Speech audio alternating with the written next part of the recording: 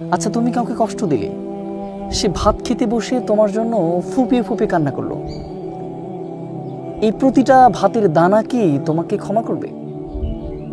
এই চোখের পানি কি তোমাকে ক্ষমা করবে? কখনোই সম্ভব নয়।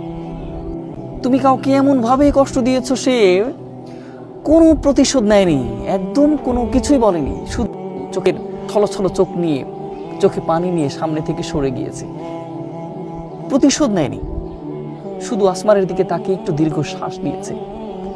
আচ্ছা, এই দীর্ঘ শ্বাসটা কি তোমাকে ক্ষমা করবে? কখনোই তোমাকে ক্ষমা করবে না। কেন ক্ষমা করবে না? কারণ আল্লাহ সমস্ত পাপগুলো ক্ষমা করলেও কখনো ক্ষমা করবে না, যেটা তুমি মানুষকে কষ্ট দিয়েছো, এটা আল্লাহ কখনোই ক্ষমা করবেন না। আল্লাহ এটার প্রতিদান অবশ্যই না নেওয়া পর্যন্ত আল্লাহ কখনোই কোনো বান্দাকে ছাড় দিবেন না।